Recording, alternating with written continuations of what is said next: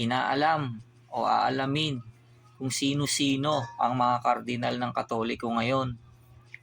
Dahil malamang sa alamang ay isa sa kanila ang susunod na magiging hari o Santo Papa ng Iglesia Katolika eh. Diyan kasi sa Roman Empire na ikaapat na hayop sa aklat ni Daniel na pinagmula ng Katoliko ay manggagaling ang haring hayop na 666 na aahon sa dagat eh, na siyang sungay ng Roman Empire na may mga mata at bibig na nagsasalita ng dakilang mga bagay. Pero napakarami nila eh. Marami silang mga kardinal na iisa-isahin kong kilalanin. 234 daw sila eh, na iba't ibang lahi. Iniisip ko nga na isang Roman citizen o Romano yung hayop na 666 na yun eh. Alam nyo kung bakit? Kasi 666 nga ang bilang ng pangalan niya eh. Alam nyo ba kung bakit naging 666 yung bilang niya? Parang ayoko munang sabihin. Parang unheard pa eh. Pero sige na nga. Kaya iniisip kong Roman citizen o Romano yung hayop na yon at naging 666 ang number niya ay dahil Roman numeral yun eh. Ang Roman numeral ay mayroong 7 symbols. I, V, X, L, C, D, at M. At ang number 7 sa Biblia ay perfect number. Pero ang taong yon na tinaguri ang hayop ay hindi perfect o sapat. Kulang siya o incomplete kung titimbangin siya sa timbangan ng Diyos. Dahil sabi ng Biblia ay isa siyang tampalasan eh. Therefore, 6 symbols lang ng Roman numeral. I, V, X, L, C, at D.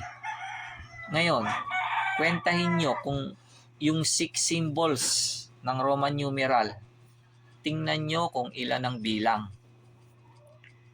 Yan ang dahilan ko kung bakit iniisip kong isang Roman citizen o Romano yung hayop na 666 na yon.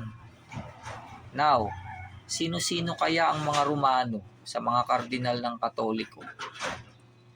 Magre-research din kaya kayo? Ako kasi wala pang masyadong time eh. Pero pag umahon na yung hayop na 666 na yon at hindi naman siya Roman citizen o Romano ang lahi niya, ay Roman pa rin naman siya spiritually kung Katoliko siya. Di ba Roman Catholic kayo, mga Katoliko? Hindi na mawawala ang pagiging Roman nun dahil 666 nga ang bilang niyang imperfect Roman numeral eh. At sa Roman Empire, manggagaling yung hayop na hari na yon.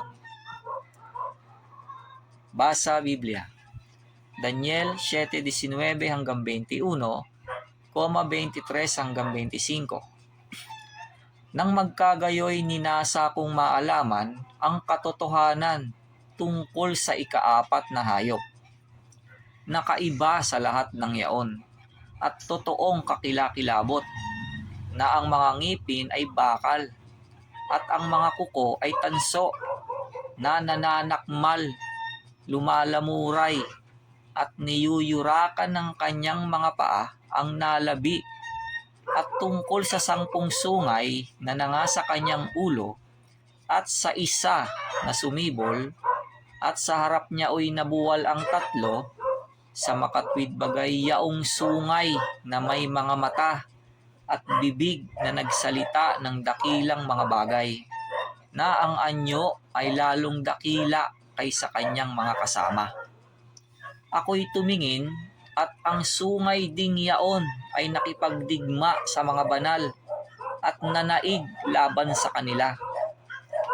Ganito ang sabi niya, ang ikaapat na hayop ay magiging ikaapat na kaharian sa ibabaw ng lupa, na magiging kaiba sa lahat ng kaharian at sasakmalin ang buong lupa at yuyurakan at pagluluray-lurayin At tungkol sa 10 sungay, mula sa kahariang ito ay 10 hari ang babangon, at ang isa'y babangong kasunod nila, at siya'y magiging kaiba kaysa mga una, at kanyang ibabagsak ay 3 hari. At siya'y magbabadya ng mga salita laban sa kataas-taasan, at lilipulin niya ang mga banal ng kataas-taasan, at kanyang iisiping baguhin ang panahon at ang kautusan, at sila'y mga bibigay sa kanyang kamay hanggang sa 1 panahon at mga panahon at kalahati ng 1 panahon. Apokalipsis 13:1 hanggang 2, 5 hanggang 7, 18. At siya'y tumayo sa buhangin ng dagat, at nakita ko ang isang hayop na umaahon sa dagat, na may 10 sungay at 7 ulo, at sa kanilang mga sungay ay may 10 diadema, at sa kanyang mga ulo ay mga pangalan ng kapusungan. At ang hayop na aking nakita ay katulad ng isang leopardo, at ang kanyang mga paa ay gaya ng sa oso, at ang kanyang bibig ay gaya ng bibig ng leon. At ibinigay sa kanya ng dragon ang kanyang kapangyarihan, at ang kanyang luklukan, at dakilang kapamahalaan.